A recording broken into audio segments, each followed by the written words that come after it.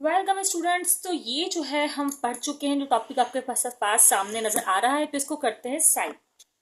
अब सामने है ब्लैंक पेज, उस पर स्टार्ट करेंगे हम अपना न्यू टॉपिक, जिसका नाम है अल्केन, अल्कीन, अल्काइन। बल्कि ये भी नहीं है, saturated and unsaturated hydrocarbons. In short हम हाइड्रोकार्बन्स पढ़ने वाले हैं, सैचुरेटेड एंड अनसैचुरेटेड। और सैचुरेटेड की टाइप आती है अल्केन, और अनसैचुरेटेड के टाइप में दोनों आते हैं, अल्केन और अल्काइन। अब हम पढ़ना शुरू कर रहे हैं। देखिए स्टूडेंट्स, हम आयोपेक भी साथ साथ करते रहेंगे और टॉपिक्स भी पढ़ते रहेंगे, ठीक है। आयोपेक का अलग लेक्चर आप लोग बोलेंगे, मैं बना दूंगी, कोई मसले की बात नहीं है, बहुत बहुत ईजी है। अब आप लोग जानना चाहेंगे आयोपेक क्या होता है। International union of pure and applied chemistry, international union pure applied chemistry, ठीक है। इससे हम नेमिंग भी पढ़ेंगे, आईयूपीएससी नेमिंग, ओके। अब सैचुरेटेड हाइड्रोकार्बन में आप लोगों ने पढ़ लिया ना कि अल्केन आते हैं, अल्केन आते हैं, ये आपने मान लिया। अब अल्केन के बारे में कुछ जनरल प्रॉपर्टीज पढ़ी, जैसे कि अल्केन होते हैं ज्यादातर सिंगल बॉन्डेड कंपाउंड। सही है, सिंगल बॉन्ड होता है इसमें, covalent bond, single, double, covalent, ये तो हम ऑर्गेनिक केमिस्ट्री के इंट्रो में पढ़ ही चुके हैं। उसके अलावा अगर मैं इसके जनरल फॉर्मूला की बात करूं तो जनरल फॉर्मूला होता है CnH2n+2। अब आप लोग बोलेंगे जनरल फॉर्मूला क्या होता है, इसको भी जरा आप एलोबरेट कीजिए, हमें तो करते हैं, टेंशन नहीं लीजिए आप लोग। अब इसकी एग्जाम्पल्स की बात करें तो हो जाएगा मिथेन और इथेन, और ये मिथेन इथेन नेमिंग कैसे बनती है ये भी अभी हम इसी वीडियो में डिस्कस करने वाले हैं, ठीक है। कि ऑर्गेनिक कंपाउंड के कार्बन नंबर के हिसाब से नेमिंग किस तरह करनी है, ठीक है। अल्केन हो गया। और सैचुरेटेड इसे क्यों बोलते हैं, वाई सैचुरेटेड क्यों बोला जाता है, इसके बारे में बताया जाएगा आपको, ठीक है। बस आपने वीडियो कंप्लीट देखनी है। भाई स्टार्ट करते हैं।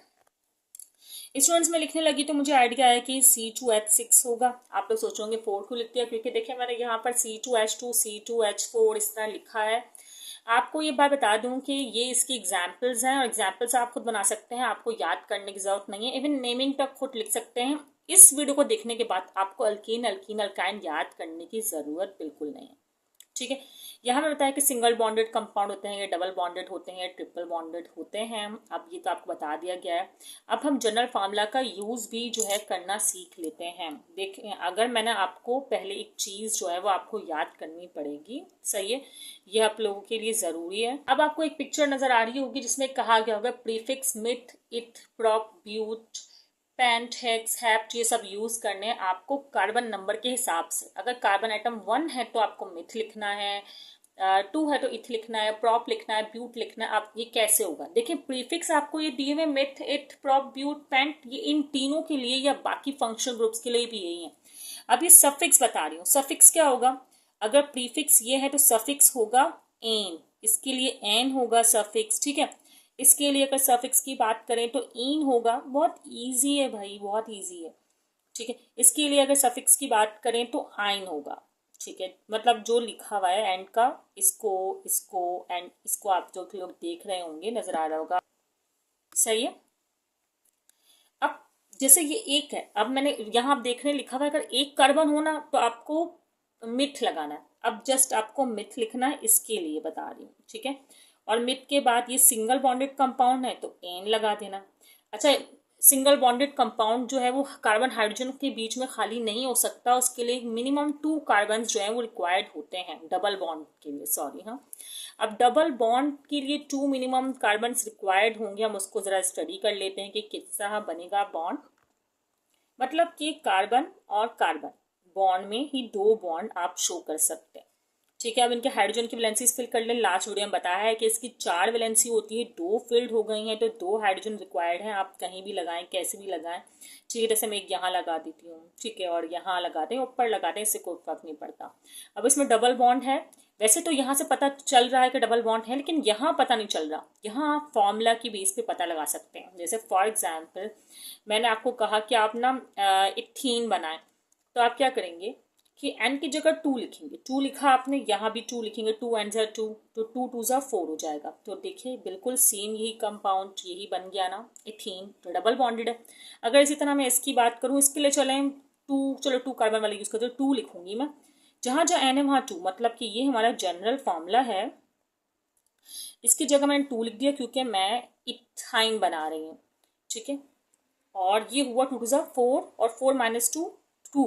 तो देखिए ये बन गया इथाइन। तो जनरल फॉर्मूला की बेस पे आप कितने भी कार्बन नंबर्स हो आपके पास, आप उससे जो है वो कंपाउंड बना सकते हैं। मतलब 3 प्रोपेन, ब्यूटेन, हेक्सेन, हेप्टेन, डिकेन तक ही आपको यूजुअली जो है पढ़ना है, आप कर सकते हैं काम, इस पर इजी है। चलिए मैं इसका फॉर्मूला भी यूज़ करके कुछ कंपाउंड बनाती हूँ। मैं सोचती हूँ यार 4 यूज़ करते हैं। तो मतलब मैंने जनरल फॉर्मूला यूज़ किया अल्केन का CnH2n +2। मुझे किसी ने कहा कि ब्यूटेन बनाइए। आपको पता है 4 है, सफिक्स नजर आ रहा है तो ब्यूट प्रीफिक्स होगा, सॉरी प्रीफिक्स नजर आ रहा है, ब्यूट प्रीफिक्स होगा, एंड आपको सामने नजर, ठीक है। अब मैंने यहाँ 4 लिखा, तो 4 2 ज़ा 8, 8 + 2 10, ऐसा ही है। तो ये आपके पास इस वक्त जो कंपाउंड बना है वो है ब्यूटेन। इस तरह आपको बस जनरल फॉर्मूला याद रखना है। आप कोई भी नंबर आपको दिया जाए आप बना सकते हैं उससे कंपाउंड। अब देखें ये तो एक तरह से मॉलिक्यूलर फॉर्मूला हो गया आपके पास जो नजर आ रहा है, ये स्ट्रक्चरल फॉर्मूला हो जाता है, ठीक है। अब जरा स्ट्रक्चरल फॉर्मूला पे डिस्कस करते हैं। अगर मैं इसका स्ट्रक्चर ओपन करूं तो कितने कार्बन है इसमें, 1 2 3 4, मैंने आराम से 1 2 3 4 जो है कार्बन लिख लिए। अब मुझे हाइड्रोजन फिल करने, क्योंकि एक एक बॉन्ड फिल है तो 3 वैलेंसीज यहाँ फ्री हैं, यहाँ 2 हैं, क्योंकि यहाँ देखिए 2 बॉन्ड फिल हैं। तो मैं यहाँ से हाइड्रोजन जो है फिल करना शुरू करती हूँ। मुझे खुद ब खुद देखिएगा आपके पास इतने ही 10 जो है वो हाइड्रोजन आ जाएंगे। अभी मैं गिनकर नहीं लगा रही हूँ, मैं जस्ट वैलेंसी फिल कर रही हूँ जो उसमें एम्प्टी थी, ठीक है। आपको पता है कि 2 बॉन्ड है तो यहाँ 2 होंगे, और बिल्कुल कॉर्नर वाले में 3 बॉन्ड्स जो है बनेंगे सिंगल बॉन्डेड कंपाउंड में, ठीक है। ये मैंने कर लिया। अब क्या है हमारे पास, देखिए 1 2 3 4 5 6 7 8 9 10, यही आ रहा है स्ट्रक्चरल फॉर्मूला हो गया ये आपके लिए। और डॉट क्रॉस फॉर्मूलाज भी मैं आपको बता दूंगी। अब अगर हम अल्काइन को देखें, आप अल्काइन के लिए मैं कहती हूँ आप ब्यूटाइन बनाएं, लेकिन आपको पता है ब्यूटाइन के लिए आपको मेंशन करना पड़ेगा कि डबल बॉन्ड कहाँ लगाना है। अच्छा मैंने आपको ना ब्यूटाइन बोल दिया, अभी आप केमिस्ट्री से इतने अवेयर नहीं थे, आपने जल्दी जल्दी, बिल्कुल न्यू स्टूडेंट हैं, आपने स्टार्ट किया, आपने बोला कोई बात नहीं मुझे तो पता है कि 4 कार्बन वाला होगा ब्यूटाइन, आपने 4 कार्बन बनाए, ठीक है। और अब कंफ्यूजन ना यहीं पे शुरू हो जाएगी, अरे भाई ट्रिपल बॉन्ड कहाँ लगाऊं, यहाँ लगाऊं, यहाँ लगाऊं या यहाँ लगाऊं। अच्छा मैं आपको एक बात समझा दूं कि इन्हें मेंशन करना चाहिए था। अगर ये मेंशन कर देते हैं 1 ब्यूटाइन, नंबर मेंशन करना होगा, तो हमें स्टार्ट में लगाना है बिल्कुल पहले कार्बन के पास। अच्छा इसमें भी कंफ्यूजन है, मिस आपने तो ये साइड चूज की है, मुझे तो ये पहला कार्बन लग रहा है। तो कोई बात नहीं, आप यहाँ लगा सकते हैं, 1 आप कहीं भी शुरू कर सकते हैं। हाँ 2 होता तो आपको यहाँ पर ही लगाना पड़ता सेंट्रल से। नंबरिंग आपको खुद स्ट्रक्चर ओपन करना है ना, तो आप किसी भी तरीके से कर सकते हैं। खैर ये 1 ब्यूटाइन था। अब यहाँ तो 3 कार्बन लगे हुए हैं, तो इसका मतलब सिर्फ एक ही वैलेंसी फ्री है, मैंने हाइड्रोजन लगा दिया। यहाँ 1 2 3 4 चारों वैलेंसीज फिल्ड थी, कुछ नहीं फिल किया। यहाँ 1 2 2 वैलेंसीज फिल्ड थी, 2 खाली थी, तो मैंने यहाँ 2 हाइड्रोजन लगा दिए। और जो यहाँ पर जो है मैंने 3 हाइड्रोजन लगाया, क्योंकि एक ही वैलेंसी फिल्ड थी। अब काउंट करें, पहले तो 1 ब्यूटाइन जो था उसके ब्यूटाइन के लिहाज से जनरल फॉर्मूला भी लगाया, C4 है, ठीक है। 4 2 4 ज़ा 8, 8 माइनस 2 कितना होना चाहिए, 6, सही है। अब देखिए यहाँ भी 6 हाइड्रोजन ही होंगे, 1 2 3 4 5 6। तो इस तरह जो है जनरल फॉर्मूला जो है तमाम कंपाउंड पर डबल बॉन्ड कंटेनिंग हो या ट्रिपल बॉन्ड कंटेनिंग हो अप्लाई हो रहा होता है। आप लोग भी ज़रा इसकी प्रैक्टिस कीजिएगा, और अगर आप लोग चाहते हैं कि मैं प्रैक्टिस वीडियो बना दूँ तो बना दूंगी, अदरवाइज मैं अभी IUPAC कंप्लीट करवाने वाली हूँ, तो मैं साथ में पूरी नेमिंग और इस तरह करवाऊंगी और आपको ज़रूर समझ में आएगा। अब आप लोग सोच रहे होंगे मिस हमारा क्वेश्चन तो वही रह गया कि सैचुरेटेड और अनसैचुरेटेड हाइड्रोकार्बन में क्या डिफरेंस है। स्टूडेंट्स सैचुरेटेड और अनसैचुरेटेड का फर्क बहुत इजी है समझना। अगर आप लोग ये देख लें कि जो ब्यूटेन है इसमें तमाम वैलेंसीज जो है फिल्ड है, ठीक है, सारे सिंगल बॉन्ड है, सिग्मा बॉन्ड जिसे कहा जाता है, सिग्मा बॉन्ड सिंगल बॉन्ड एक अलग बात है, ठीक है। जबकि इसमें देखिए आप पाई बॉन्ड है, ठीक है, इसको देखें आप 2 पाई बॉन्ड है, सही। पाई बॉन्ड जो है वो सिग्मा बॉन्ड की निस्बत वीक होते हैं, पाई बॉन्ड जो है वो सिग्मा बॉन्ड की निस्बत वीक होते हैं। और दूसरी बात ये है कि ये बॉन्ड ब्रेक हो जाए तो एडिशन हो सकता है, मतलब ये रिएक्टिव, ये वाला कंपाउंड ज्यादा रिएक्टिव होगा, जिसे हम बोलते हैं unsaturated hydrocarbon as compare to this. पहली बात तो ये हो गई। इसका मतलब ये सैचुरेट हुआ है, इसकी तमाम वैलेंसी फिल है। जैसे सैचुरेटेड ना अक्सर आप लोगों ने सॉल्यूशंस के लिए भी यूज किया होगा कि भाई जितनी भाई इसमें शुगर डिसॉल्व होनी थी ना उतनी हो गई। अब हीट वीट देकर आप सुपर सैचुरेटेड कर सकते हैं इसको, सही है, और ऐड कर सकते हैं। खैर इसको नहीं कर सकते क्योंकि तो सीड्स का काम कर रही है, इसमें नहीं हीट दिया तो 2-4 हाइड्रोजन और लगा सकते हैं, ऐसा कुछ नहीं है इसमें, सही है। इसमें यही है कि सीट है, समझिए सीट्स फिल है, एक को हटाकर दूसरे को बिठा सकते हैं, मतलब सब्स्टिट्यूशन रिएक्शन पॉसिबल है पर एडिशन पॉसिबल नहीं है। इसकी मिसाल ऐसे ले लें कि एक ही बंदा 2 सीट पे बैठा हुआ है तो वो बोलेगा भाई हाँ 1 सीट तुम ले लो, तो ये फिर भी पॉसिबल है, ये कर देगा एडिशन रिएक्शन, मतलब दूसरा बंदा वो 1 सीट यूज कर लेगा और 1 सीट वो उसको दे देगा। इसके पास 2-2 एक्स्ट्रा सीट है तो सबसे ज्यादा रिएक्टिव हो गया, बोलेगा सही है हाँ मुझे भी कोई नुकसान नहीं हो रहा, मतलब नुकसान तो हो रहा है, खैर पाई बॉन्ड ब्रेक हो रहा है, ठीक है, लेकिन ये नहीं भाई, ये बोलेगा एक ही सीट मेरे पास है वो भी तुम लेने आ गए।